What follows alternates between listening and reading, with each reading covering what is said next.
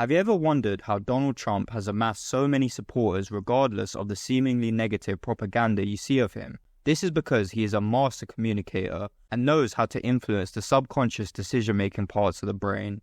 In this video, I'll be breaking down 4 ways he effectively achieves this. Hopefully, by the end of the video, you'll be able to take something away from this video to use yourself to win people over. Number 1.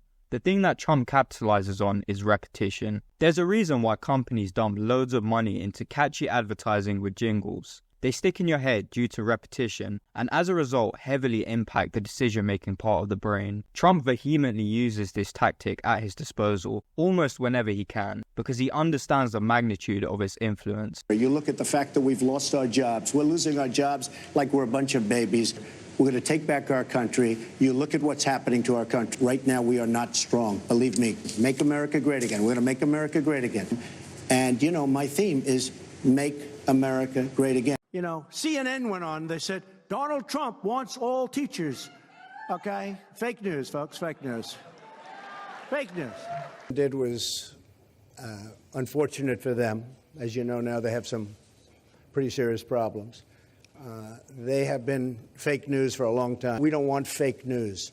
And by the way, not everybody is fake news, but we don't want fake news. He focuses on simple, frequent, consistent, and even invective messaging, and evidently it has worked, since people are always parroting his phrases and slogans, such as Crooked Hillary and Lying Ted. Number 2. Social proof. Trump uses a lot of social proof, almost constantly. This technique is highly effective because due to the endless plethora of information, sources, and data made available to us, humans suffer from an information gap. We actually have too much information which sabotages or impedes our decision-making. Trump constantly validates his own data and his public perception. And everybody said I won the debate. Everybody said I won all 6 debates, and especially the last one. Everybody said I won that debate. Every online poll said I won every one of the debates, especially the last one. This presents us with an easy choice. Look at this. Now, a lot of people thought when you started to run that this was a joke, that you weren't going to get anywhere, that you were a buffoon, you know it all. But now, I don't think they thought I was a buffoon. What kind of a statement is that? Well, some people I built did. a great company. Some people didn't like you. Best-selling books. I had one of the top television shows in television. Nobody says buffoon. No, they thought I wouldn't run, and then they thought that if I did run, I'd just have a good time for a little while, and then I'd get out. Unfortunately for them, I'm number 1 by many, many points. He understands this so well that during interviews, he does not let anyone get away with giving him a bad rep, since he knows that this is impactful on people's decision-making and plays on people's effort reduction heuristic. Another part to this is Brandolini's law, which is that the amount of energy needed to refute bullshit is an order of magnitude bigger than to produce it. With Trump emphasizing his social proof, people are inclined to believe it simply due to a cognitive laziness to reduce the mental effort required to make choices and decisions. He also engages in a lot of appeal to authority, as we can see here. Cut taxes $10 trillion without increasing the deficit. Let's be honest. Is this a comic book version of a presidential campaign? Larry Kudlow is an example, who I have a lot of respect for, loves my tax plan. We're reducing taxes to 15%. We're bringing corporate taxes down, bringing money back in, corporate inversions. Simply due to the same reason, it highlights social proof. Number 3. This is playing on the same decision-making part of the brain from the last point.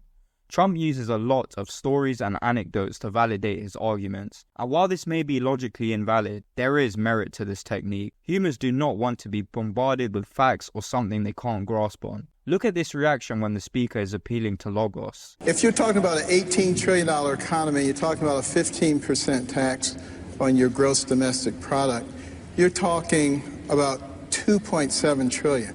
We have a budget closer to $3.5 trillion. But if you also apply that same 15%... There is no reaction at all.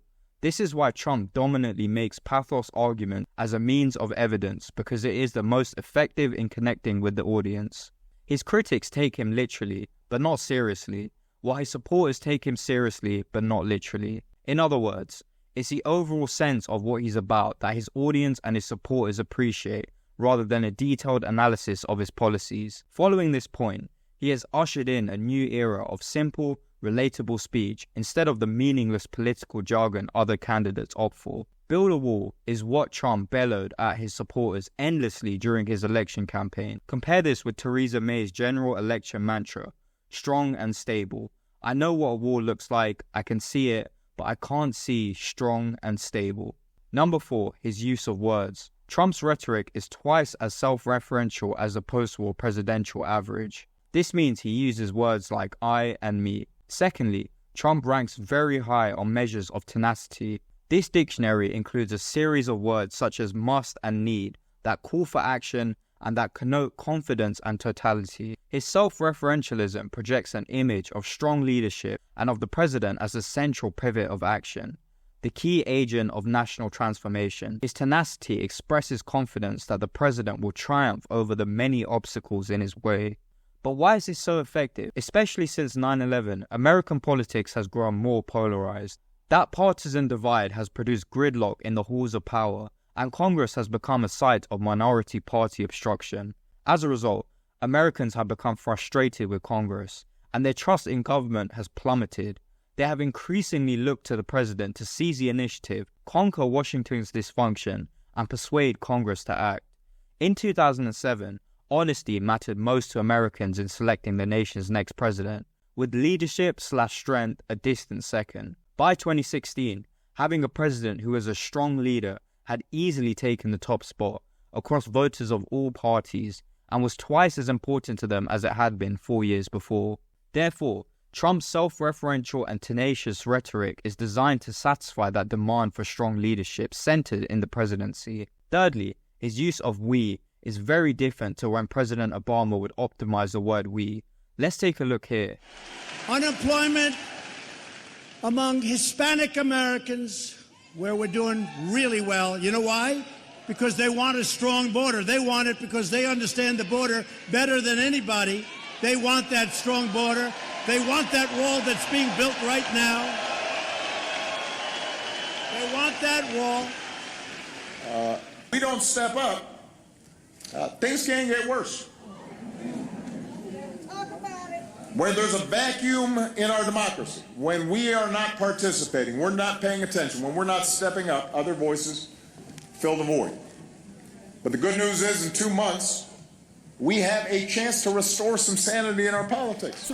When Trump uses we, he's almost always referring to his political party, the Republicans, or to himself, whereas Obama is referring to everyone in the country, to Americans. When we evaluate the relative success of both leaders, Trump is more successful in creating a strong bond with his followers. This is because his communication is polarizing, whereas Obama's is inclusive.